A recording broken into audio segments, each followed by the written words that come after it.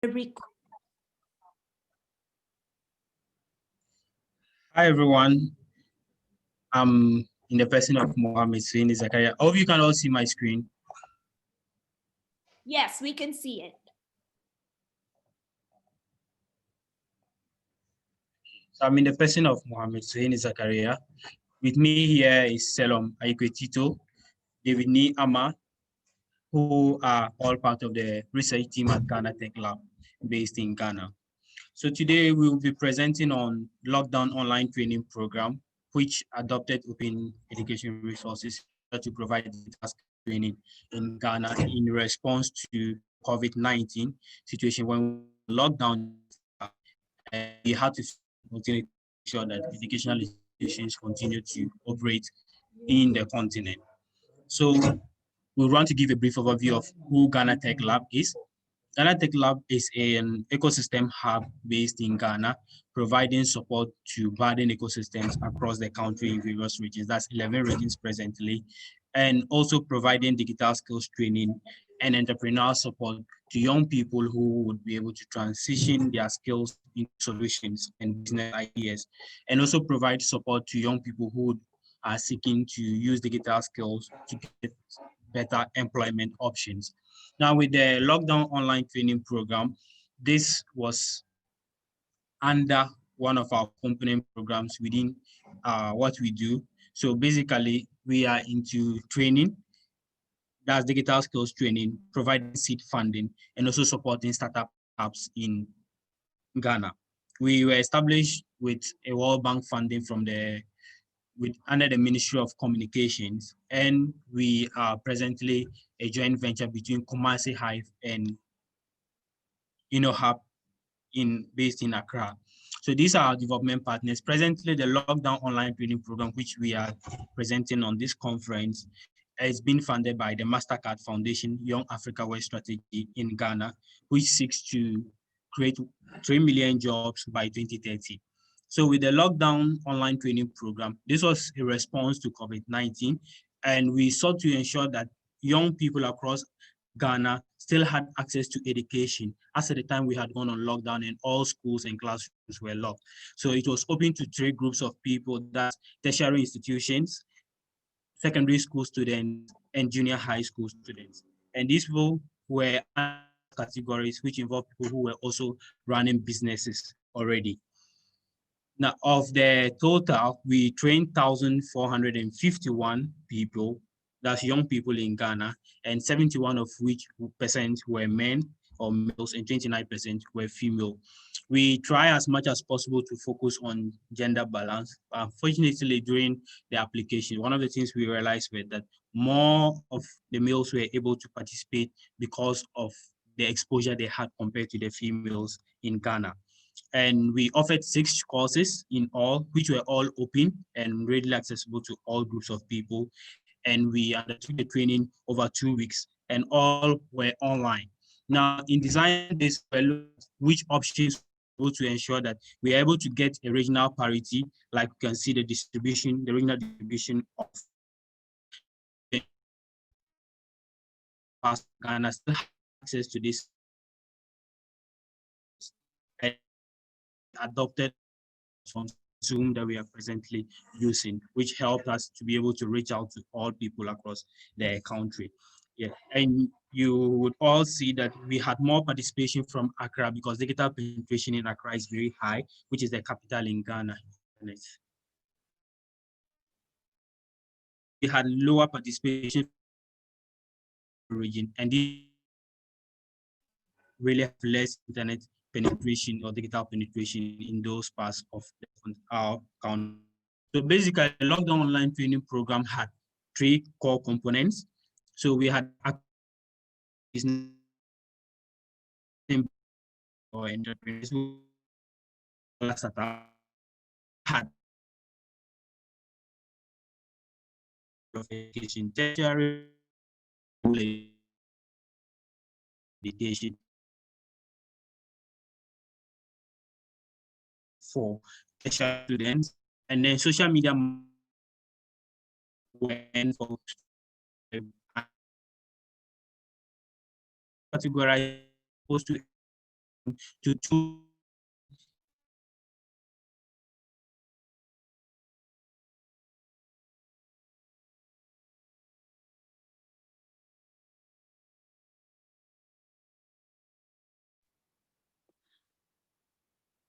Hello, Mohammed. I think we might be having some internet issues on their end. So I see that Mohammed got kicked Hello, off. Regina. Yeah, Yeah. Mo is here with me, so David, are you in the same room? Oh, Mohammed, you are there. You're back. Okay, great.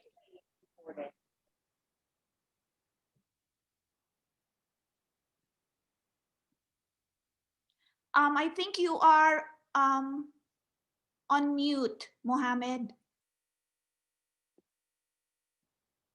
Oh, okay. I'm back. Hope you can see my screen.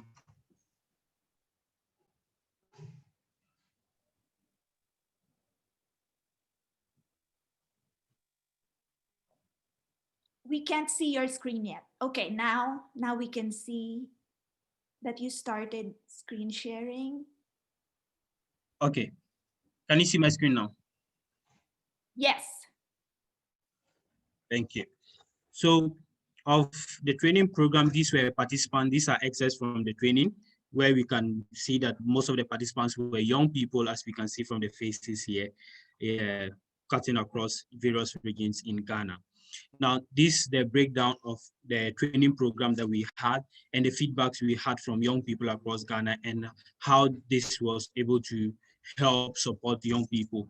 Now, the success of this program was based on the free internet support services that we had given to all young people. That's in the form of bundle support participants who had to apply to share their interest. We provided them with the scholarship. And we also took turns to also provide smaller classroom sessions, even though they were online through Zoom, where we can have larger people. But we had to reduce the numbers to be able to ensure the facilitators make more time to be able to train each group of people. Of the training, we also had a positive feedback where one of our participants gave a feedback like, I have learned so much and I have really enjoyed the class, very interactive and very good response to questions. And another feedback to our organization was that thank you, Ghana Tech Lab, for giving us the awesome opportunity to empower, to exploit in our businesses, and program was excellent.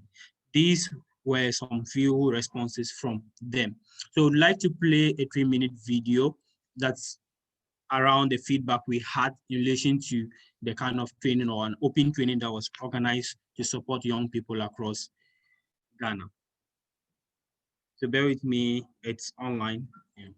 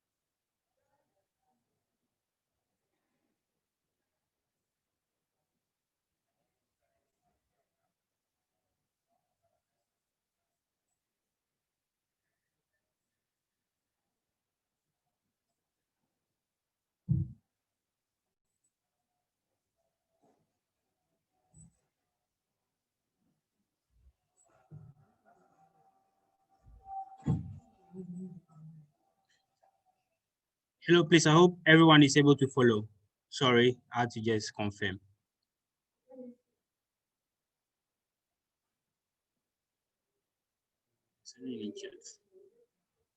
I'm not able to hear the video.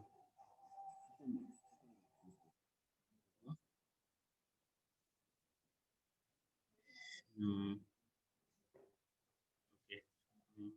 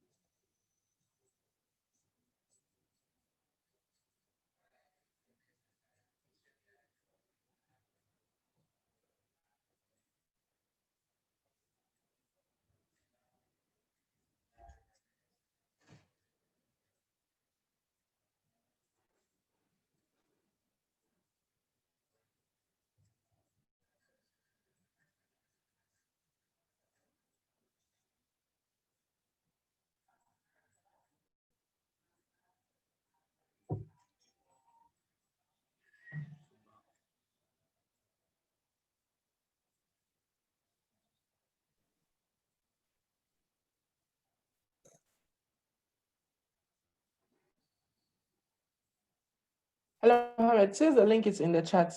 I guess you can just go Yeah. ahead and.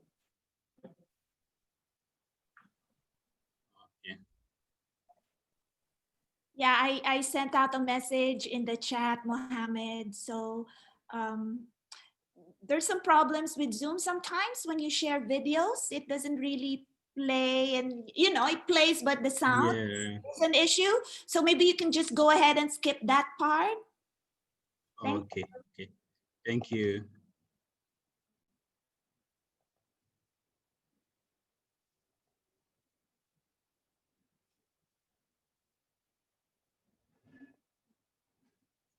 All right. So I would continue with our program design and its implementation.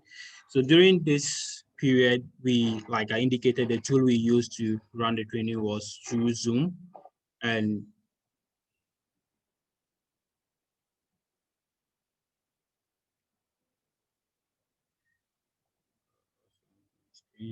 sorry, my screen.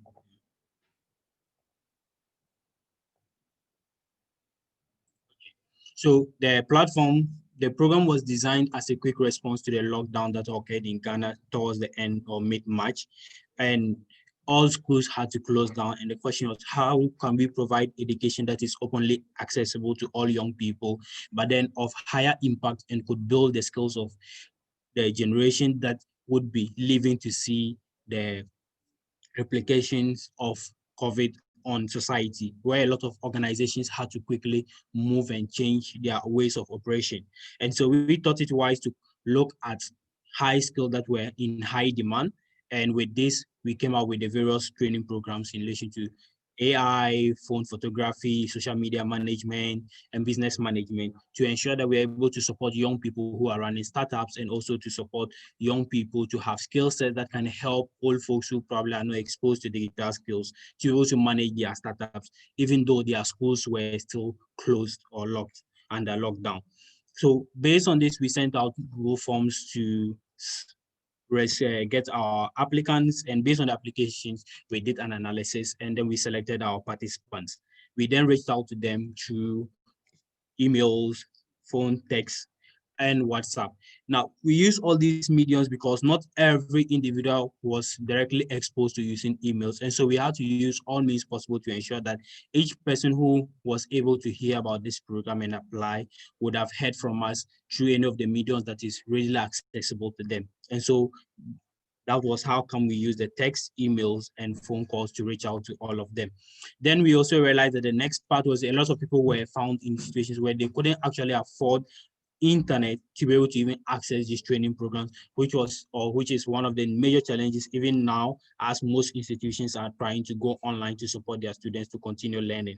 And so we're able to, through our donor, our funder, MasterCard Foundation, to provide them with data scholarships, which then enable them to be able to participate in the class. Now, in relation to the design of the classrooms, we realized that it would be very good for us to maintain smaller classes. And so each course had 5 facilitators that we used, and in each of the classes, we grouped them into smaller bits just to ensure that the class sizes are still small and still feel like an in-person class with manageable class numbers to ensure students are able to get what we were looking out to give to them. Yeah. So we also had WhatsApp group sessions where we continuously send in invitations to each session over the 2-week period through the WhatsApp, and also responding to the queries and challenges that students were facing, because a lot of people were very new to the whole concept of having to do virtual learning in Ghana. And based on that, we also sent out Google Forms to get responses from the participants, which we use to continuously shape the program till the end of the program over the 2-week period. So basically, this program ran over a 2-week period, like I said, which was from the 6th of April and ended on the 17th of April 2020. So I would like to share some of the challenges that we had here. David, would you take over from here for me?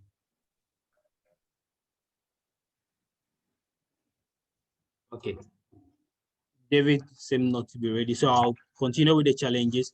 So with the challenges, many students who couldn't afford internet bundles, and so we had to provide them with scholarship. And the scholarships really went a long way to help them because majority of the students who actually applied couldn't afford, and this helped them more. Parents were not also willing to even spend money to support their students, or they are able to study online, and other have stayed at home. And so we had to provide this to ensure that students continue to get access to this free education. The network challenges, like I was facing at the very early stages, was also another challenge that we faced here, which is more from the service provider than to us. And a lot of places outside Accra and Kumasi are actually also challenged with having reliable internet connection. And so this also affected some of the students' participation in the various classes over the period of time. And the initial number that we expected to have visited came in more than we are.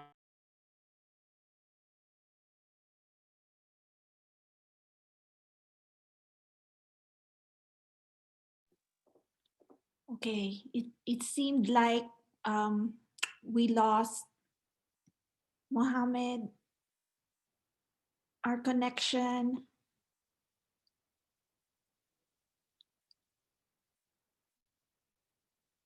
And I think David too. So, okay, he's back. Yeah.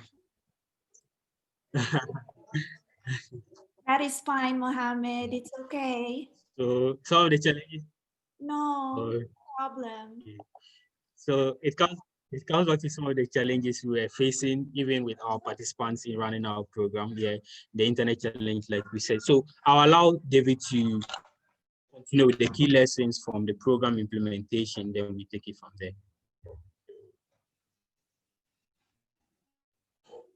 So I hope you all can hear me. So in continuing this session, we are just going to talk about the key learnings from the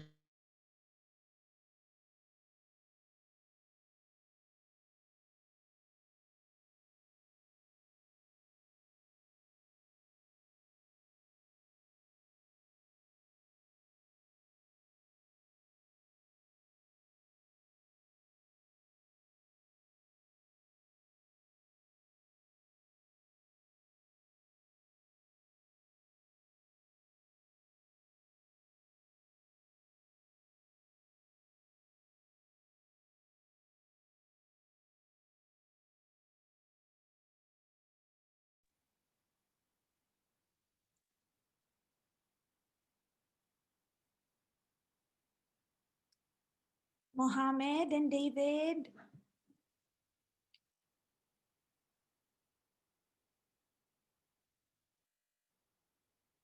I think we're having some internet issues again. So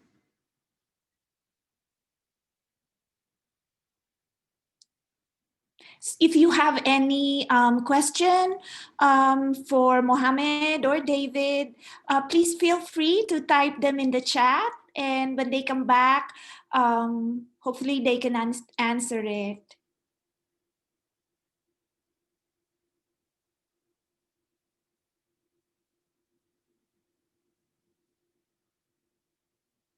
I like your background, Syed. Yeah, that is really great. I love the color. Wow. Yeah, let's just wait for them to come back and enter the room. Hey, Mohammed, welcome back again. Thank you. Yeah, just a reminder. It's unfortunate. No problem. It's just a reminder. Yeah. We have about 3 minutes left, and I can extend it to about 5 more minutes, okay? Because of all the technical difficulties. Yeah, I have to admit. Okay, so Go on. hello, John. I hope you can hear.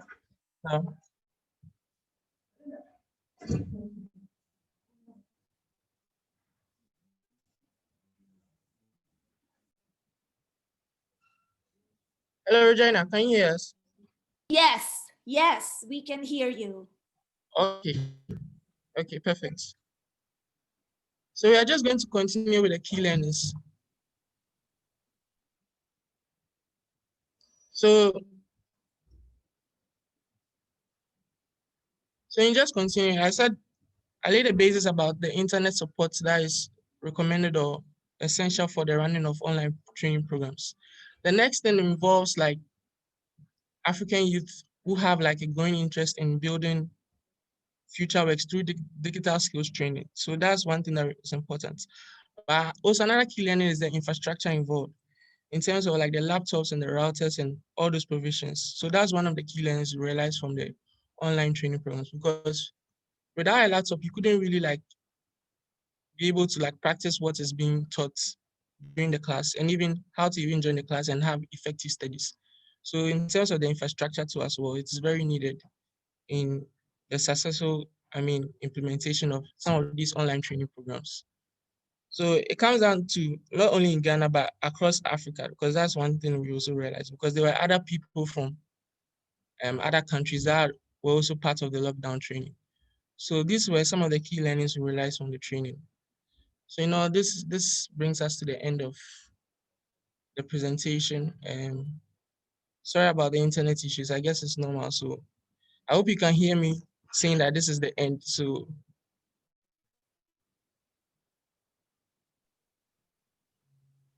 Thank you, David hello. and Mohammed. Yes, thank you, David and Mohammed. And if you have any questions for both of them, you can either unmute or type your questions in the chat. And Mohammed, you can stop screen sharing now.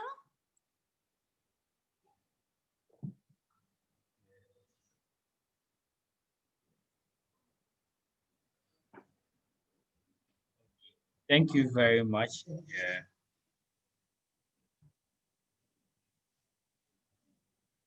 Lori Beth has a question in the chat.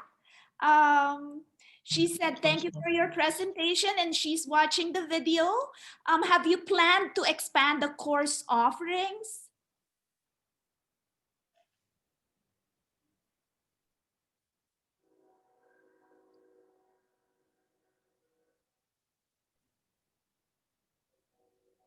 Yeah, so with Laurabeth, thank you very much for the question. Nice having you participate in my session. Yeah. So with the expansion, we are developing an app called the Pace Online. That's part of the Sustainable Employment online application, where we have an iOS app and then an Android app, which participants could decide to use any of them in order to access the training programs post the lockdown training that we had organized. So this is going to be an app that will provide the training consecutively or continuously for everyone in Ghana over a period of time, and we are looking forward to expanding it across the continent. Like we saw some participants from outside Ghana who also participated in this program, even though it was meant for only Ghana. Yeah, I don't know if this helped answer your question, Laurie. And I think we have one more time for our last question, and this is from Leonora. Thank you, Leonora. Okay. And what do you see as solutions for the challenges? Yes, so for the challenges, the solutions we have seen here is one, having a structured data support to ensure that from the application period, applicants choose to apply for data support. And two, the second part is we might not be able to provide all participants across the country with laptops, but then looking forward to partnering with policy stakeholders, that's the government of Ghana, and presenting some of these challenges and how best we can move forward. And presently, the government is working on establishing computer centers across the country. So this is actually one of the solutions that is timely and will help participants who would want to take some of these programs and not have access to some of these things in their home, but can move to the community ICT centers where there's 3G internet connections for them as well, which can help them to learn. Yes. So these are the two I would say are key for a virtual learning like ours. Thank you, Mohammed. And thank you everyone for attending. I will now stop the recording.